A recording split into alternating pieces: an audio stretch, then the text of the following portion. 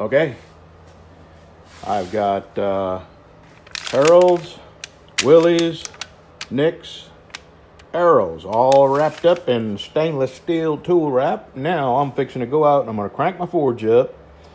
And I've got this rod that I put in the forge and heated up cherry red, and I use that to heat my oil up.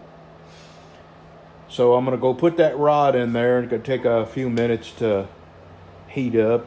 And while that's happening, I'm going to make me a cup of coffee. And we might get all these heat treated and tempered and out of the stainless today.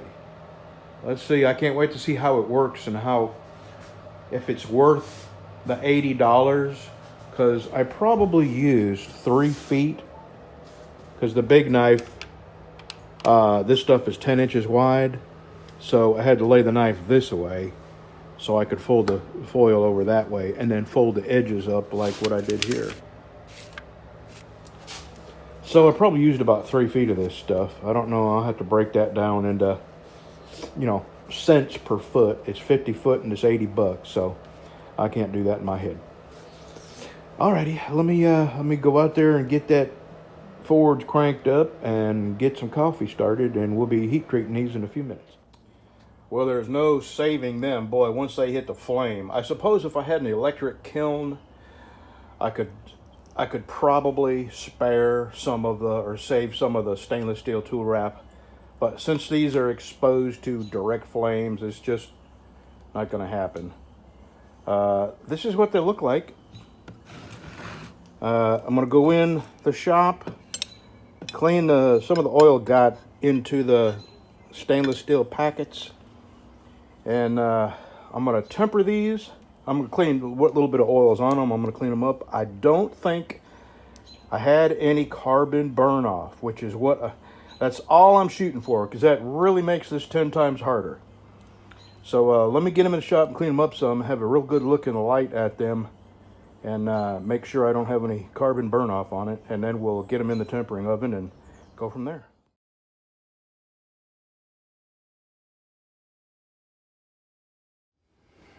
Well, these are the knives that I had in the stainless steel tool wrap, and I have come to a decision on these.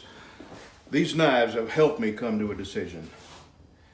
I wanted the stainless steel tool wrap because look how they come out. I mean, there's not even a tenth of the amount of work I'm going to have to do to clean these back up to the original finish that I had before I heat treated them.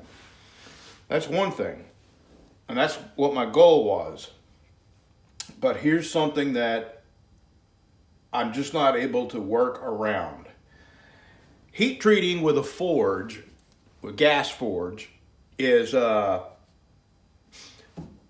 it's a gamble. Okay, and I've gotten to the point now where 99% of the time I'm doing it right. And what you do with a forge is you heat the metal up to a point where it's non-magnetic. And for this kind of steel, non-magnetic is about 1425 degrees. And what you do is while you're moving it in and out of the forge, and you reach non-magnetic, and it's a certain color.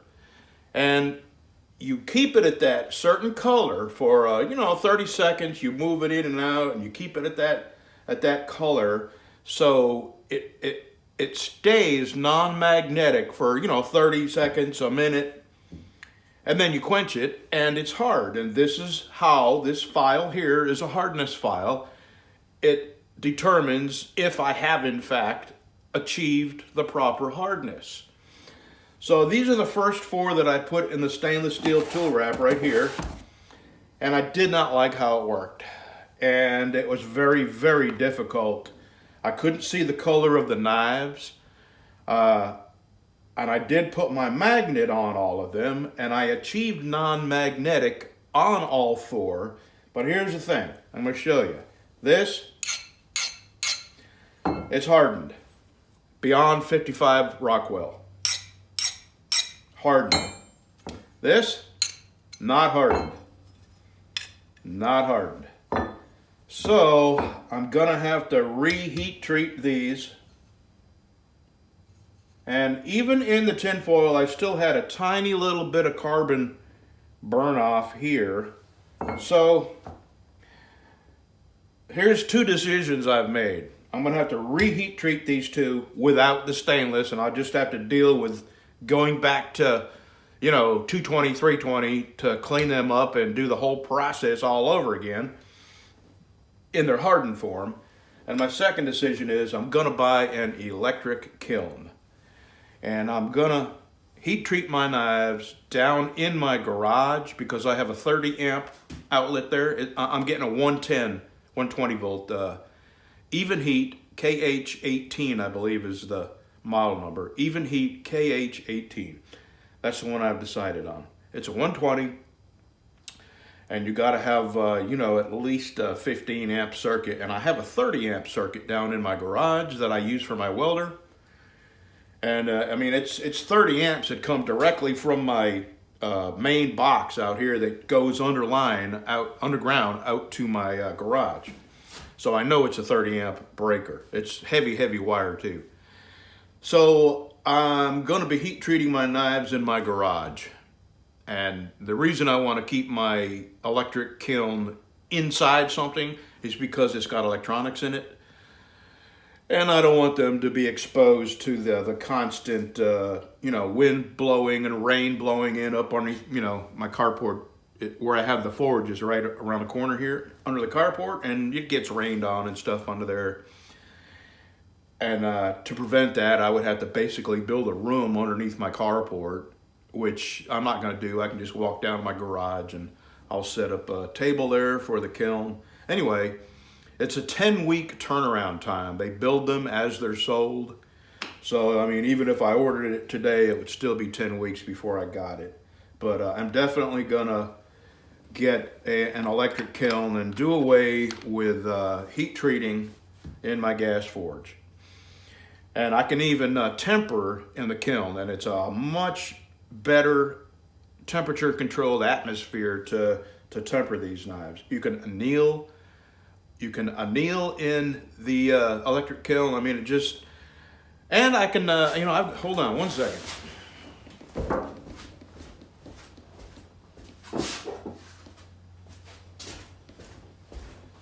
This is stainless steel.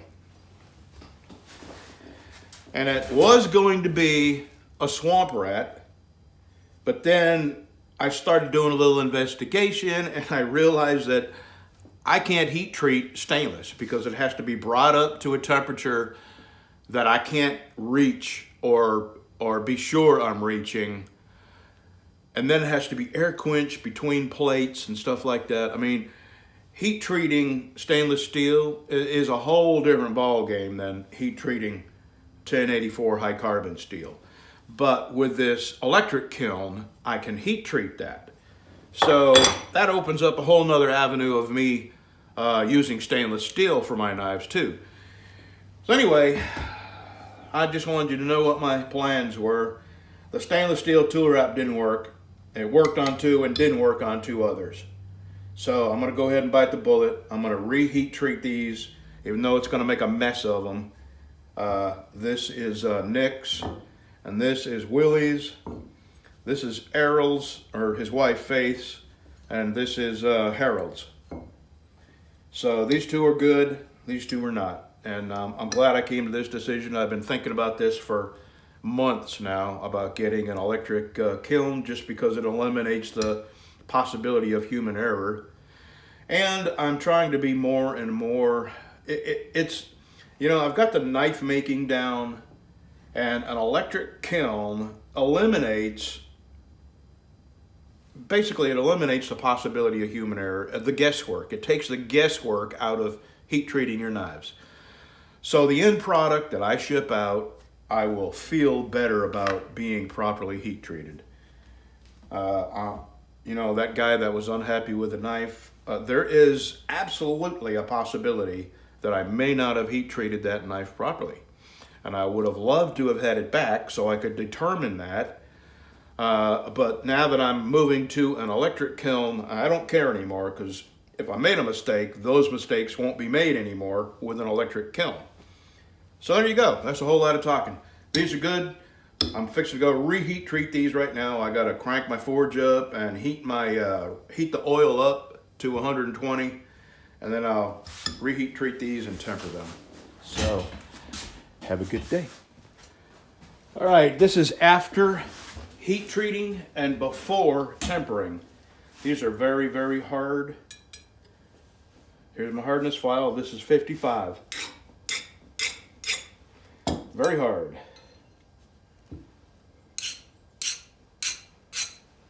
All right, now I'm going to put these in the tempering oven, and that will bring the hardness down to probably just under 60 and over 55.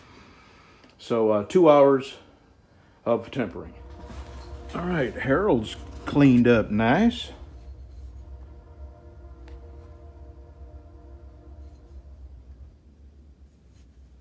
That is roughly my satin finish. Since you can see scratches in the blade, you know, I'm calling this my satin finish. I mean, if I mirror polish them, I go a lot further with sandpaper. But this is what I'm really trying to get my new satin finish to look like. And since I decided to do this, clean them up on my buffer, that's pretty much what all my satin finishes will look like. And I'm gonna do Errol's. Errol's is next, or his wife. Errol's going in for surgery today, so, well, if I tell you to say a prayer, by the time you see this, it'll be after his surgery, and this will be his second one. So maybe I'll send him a text. Maybe his wife will answer. Okay, Errol, you are ready for handles.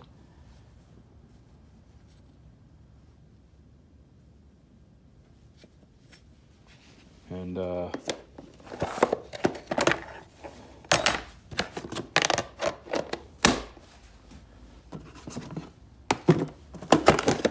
Harold, you're ready for handles.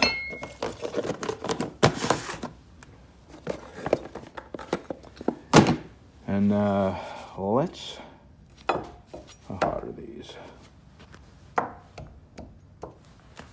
Well, I'm going to test these for hardness again. Give me just a second.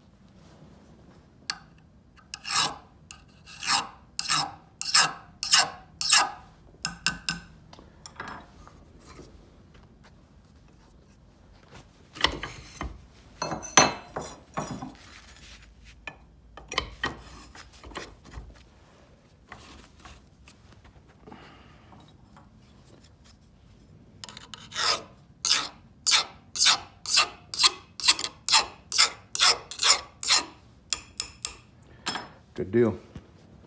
And tomorrow, well, no, tomorrow I got to work on Bev's washing machine. So probably get back on these Sunday or Monday. I'm going to go ahead and upload this just so you can see how far along. This is Nick's. This is Willie's. And I'll have them, by Monday afternoon, I'll have all 4 of these ready for handles. Or maybe even the handles epoxied. Not 4 of them. I may have the handles epoxied on 2 of them because I'm limited by my clamps and time. I hate to have that many going at once because if I get to, at critical points, if I get to doing too many things at once, I end up screwing up. So when I get, and the handles, believe it or not, the handles are one of the points where if you don't focus completely, you can really screw up. So I may even do just one at a time. I don't know. I'll see how good I feel when I come to that. But the next time I come out here, I'll be sanding and buffing on these and cleaning them up and getting them ready for handles. And then I'm going to get all the handles prepared. And then I'll epoxy them, probably 1 or 2 at a time.